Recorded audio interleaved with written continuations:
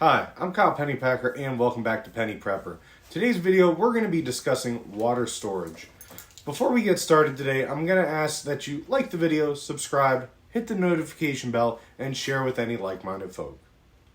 Alright, so the first thing I'm going to start off with is asking a simple question with a complicated answer, but it's going to be a question and answer that you're going to be well aware of. Why store water? Well, you can only survive about 3 days without a water source, and there's so much more to it than that, but let's take a little dive into it right here. Besides the fact that you can only survive 3 days without drinking water, and I'm not just talking no water for 3 days, I'm talking even a little bit of water. I think you have to have at least a liter a day. You won't survive more than 3 days. But you also need it for cooking, cleaning. You can use it to barter, extinguishing fires. There's so many reasons to have water around. Even just being able to clean yourself. Cleaning before cooking, cleaning after, preventing disease. There's so many reasons why you're going to need water around in the event of an emergency. Obviously, you can utilize hand sanitizer for cleaning or Lysol. You can utilize a lot of different things for different purposes, but nothing gets the job done quite like water. Now, also, when I say water, I'm not just talking about purified or faucet type water that you get out of a bottle or tap and drink right away. I'm talking about any type of water. You can have water that is purified and able to be drank, used for cooking. You can also have water that you use just to clean your hands, shave, wash yourself, stuff like that. And then there's also water that you have for utilities, such as flushing toilets, maybe rinsing stuff off outside. There's different types of water, and I'm not going to get into that specifically. However, I'm going to get into the storage of drinkable water here.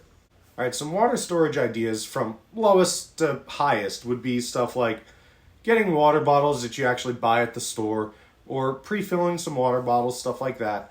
Having them downstairs or wherever there isn't light, stored up in a way that you can quickly access them. That's great for short-term emergencies. If you plan on rotating through the water bottles within a year or so to make sure that the plastic doesn't leach into the water. That's great short-term solution. If you are hoping that the emergency is over within a week, yeah, go for that. But we get a little bit more in depth here because you want to be prepared for the worst case scenario.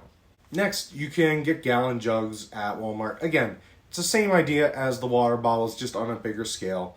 And then you can also go a level higher and get a little bit higher quality water jugs, like the ones that you find on the giant water fountains you find at work, stuff like that. Those are a better quality plastic. They're sturdier. A lot of them are designed to be stackable.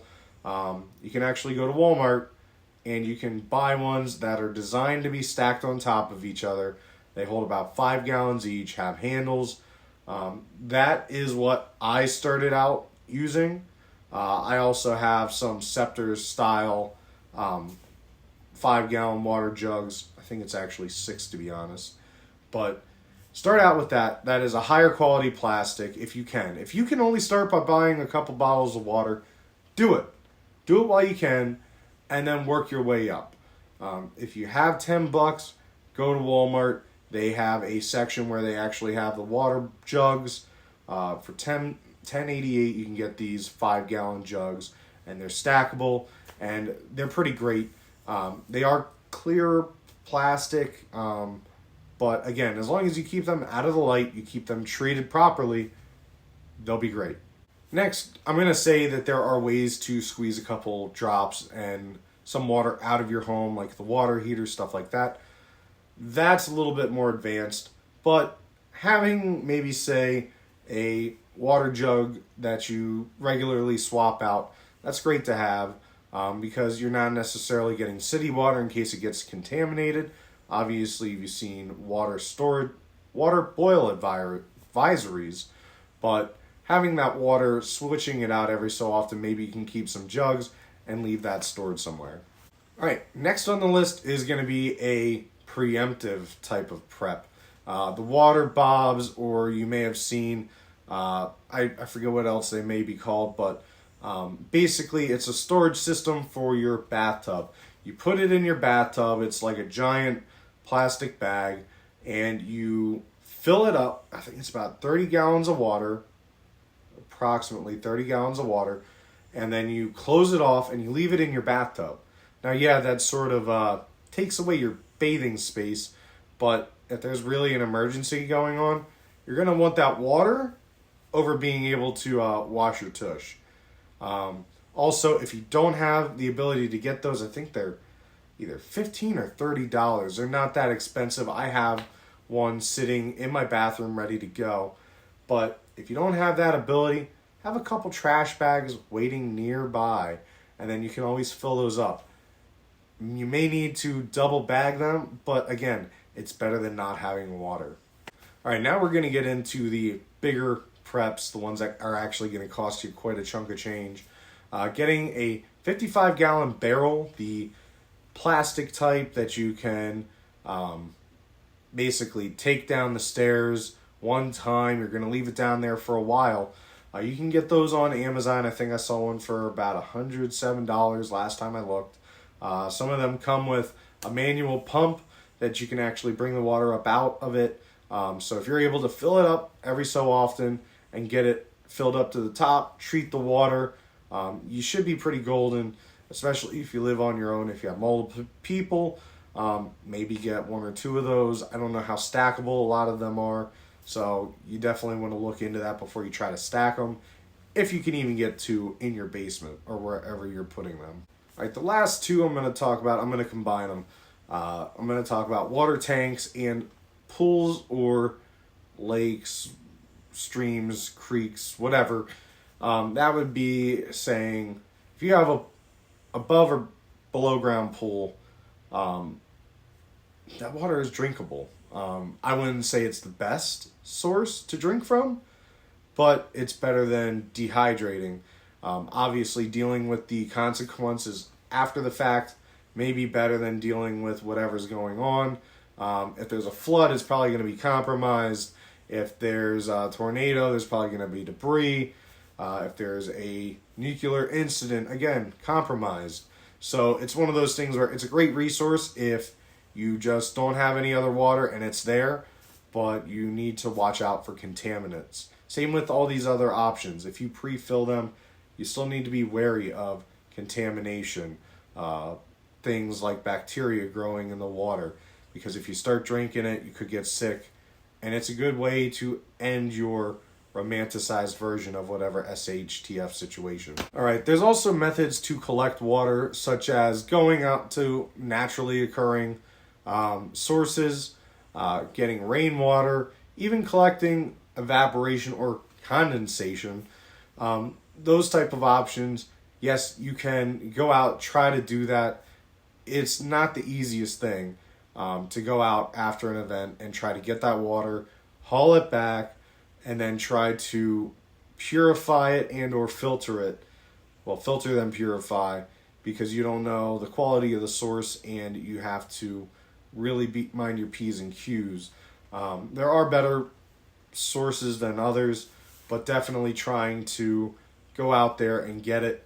It's better to have it pre-stored. You know that it's safe, not been contaminated, and that's really the way that you want to do it. All right, real quick, the difference between filtered and purified water. Filtering, you're just really getting large contaminants out. You're not really killing anything in the water, such as purifying, which is where you can utilize a bunch of different sources like LifeStraw, Brita,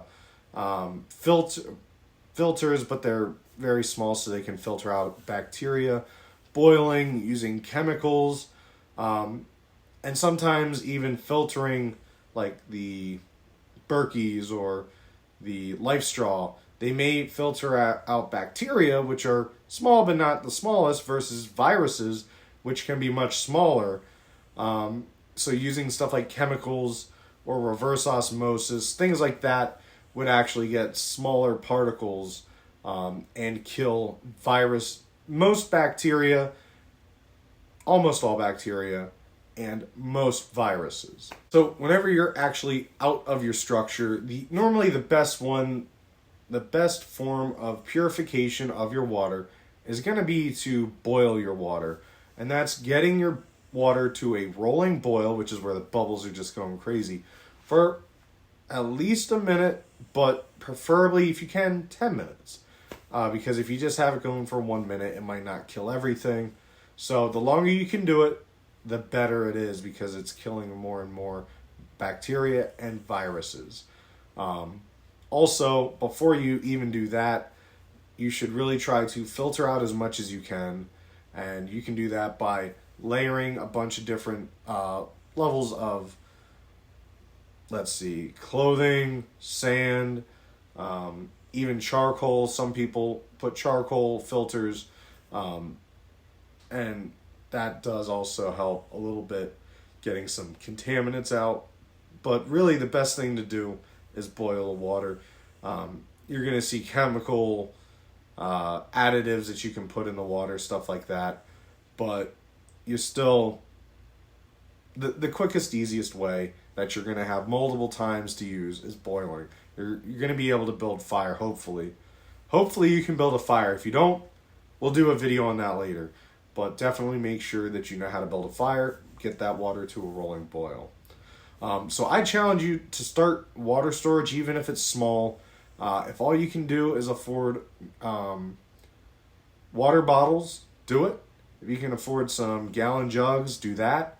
Work your way up into stackable water storage. Even if it means going to Walmart, getting those $10 ones, filling them up with tap water, do it. Have at least enough water for 2 weeks, and then keep upping it. Make sure that you're rotating out the water.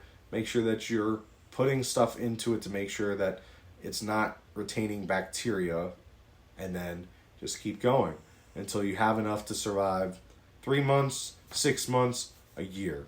All right, that's all I have for today's video. If there's anything you'd like to see me talk about in the upcoming videos, please comment and let me know. Stay safe and stay prepared.